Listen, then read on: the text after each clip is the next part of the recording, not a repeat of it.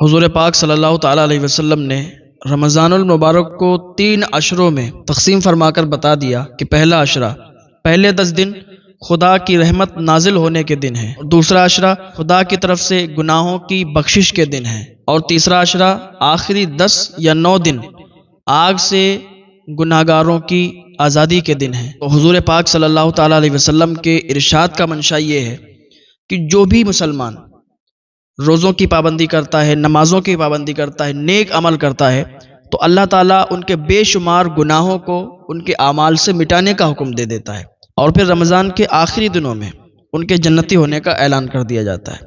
تو رمضان شریف کا مہینہ چل رہا ہے، اللہ تعالیٰ نے یہ مہینہ ہمیں دیا ہے، اور ہماری زندگی اتنی ہو گئی کہ ہمیں یہ مہینہ نصیب ہو گیا۔ اپنی قسمت پر ناز کریں، اللہ کا شکر ادا کریں۔ ہمیں چاہیے کہ رمضان شریف کے پورے روزے رکھیں اور رمضان شریف میں زیادہ سے زیادہ عبادت کریں۔ ویسے بھی ہمیں عبادت کرنا چاہیے، نمازوں کی پابندی کرنا چاہیے، جو بھی اللہ پاک کا حکم ہے اس پر عمل کر کے اپنی زندگی گزارنا چاہیے، تب ہماری دنیا بھی صحیح ہو جائے گی، ہماری آخرت بھی صحیح ہو جائے گی۔ اللہ پاک کی بارگاہ میں دعا ہے اللہ تعالی ہم سب کو نیک اعمال کرنے کی توفیق عطا فرمائے۔ تو بات اپنی کون سی چل رہی تھی؟ حضرت ابراہیم بن ادہم، حضرت سری سختی رحمۃ اللہ علیہ، حضرت معروف کرخی رحمۃ اللہ علیہ، ان لوگوں کی بات چل رہی تھی۔ تو حضرت سری سختی رحمۃ اللہ علیہ کا ذکر آیا، فرماتے ہیں کہ میں بیت المقدس میں تھا اور حج کے دن آنے والے تھے، 10 دنوں میں وہ حج کا ٹائم شروع ہونے والا تھا۔ حضرت سری سختی رحمۃ اللہ علیہ کہتے ہیں میں رونے لگا، میری آنکھ میں آنسو آ گئے کہ 10 دن بچے ہیں اور میں بیت المقدس میں ہوں، اور بیت المقدس سے بیت اللہ شریف جانے کا جو سمے ہے وہ کافی زیادہ ہے، تو کیسے پہنچ سکیں گے؟ پہنچ ہی نہیں پائیں گے، پاسبل ہی نہیں ہے۔ تو کہنے لگے، میں رونے لگا تو ہاتف غیبی سے آواز آئی کہ مت رو، تجھے رونے کی ضرورت نہیں ہے، تو اس بار حج کو جائے گا، تیرے لیے کچھ لوگوں کا انتخاب کر دیا گیا ہے، وہ لوگ آئیں گے اور تجھے لے کے جائیں گے۔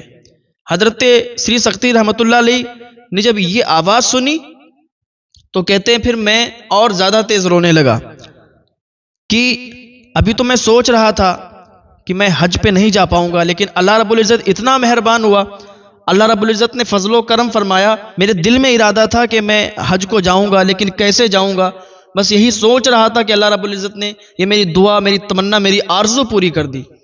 حضرت سری سختی رحمۃ اللہ علیہ فرماتے ہیں کہ 10 دن بچے تھے، تو کہتے ہیں یہی ایک دن میں سوچ رہا تھا، کیا دیکھتے ہیں کہ کچھ نوجوان ہماری طرف آ رہے تھے اور ہماری طرف وہ بڑھتے آ رہے تھے، ان میں سے ایک نوجوان جو کہ ان سب کا لیڈر تھا، باقی سب ان کے پیچھے پیچھے تھے، اور وہ ایک نوجوان آگے تھا، ہمارے پاس آ کے اور ٹھہر گیا اور ہم سے باتیں کرنے لگا۔ ہم نے اس کی باتوں پر جب غور و فکر کیا تو اس نے ایسی اچھی باتیں کی کہ میں اس کا فین ہو گیا، میں اس کو دل سے چاہنے لگا، اور میں نے اس کے ہاتھ چوم لیے، اور میں نے پوچھا کہ اے آنے والے شخص تم کون ہو؟ تو اس نے جواب دیا کہ اے سری سختی، تو رو رہا تھا اور تو یہ کہہ رہا تھا کہ اتنا لمبا سفر کیسے طے کر لیں گے، 10 دن بچے ہیں، 10 دن میں کیسے ہم حج کو چلے جائیں گے، بیت اللہ شریف کا طواف کیسے کریں گے؟ تم یہ سوچ رہے تھے تو تمہارے پاس آواز آئی کہ تمہیں کوئی آئے گا لینے کے لیے، تو ہم کوئی اور نہیں، ہم وہی لوگ ہیں کہ جو تمہارے پاس بھیجے گئے ہیں۔ جو آواز آئی تھی تمہیں بتایا گیا تھا کہ کوئی آئے گا اور تمہیں لے کے جائے گا، تو ہم تمہیں لینے کے لیے ہی آئے ہیں۔ لیکن ایک بات یاد رکھو، تم سوچ رہے تھے کہ اتنا لمبا سفر کیسے طے ہوگا؟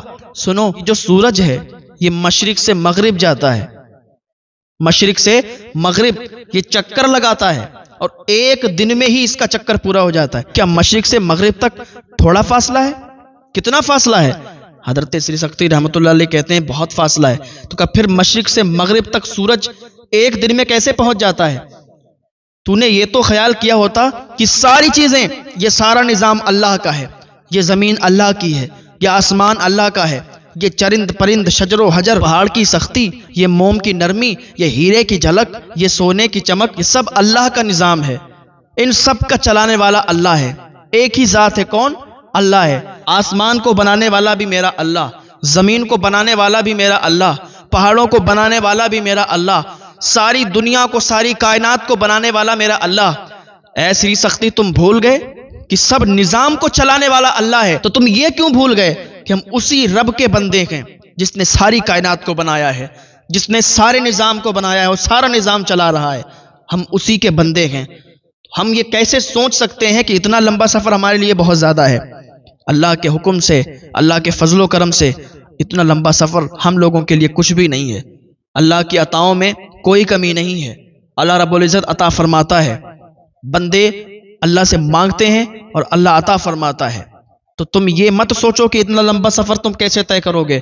یہ سارا نظام جب اللہ چلا رہا ہے، ہم بندے اللہ کے ہیں، اللہ کی بارگاہ میں دعا کریں گے۔ ہم یہاں بیت المقدس میں ہیں، ہماری نظر اٹھے گی تو سامنے مکہ معظمہ آ جائے گا۔ حضرت سری سختی رحمۃ اللہ علیہ فرماتے کہ میں رونے لگا کہ واقعی یہ بات حقیقت ہے۔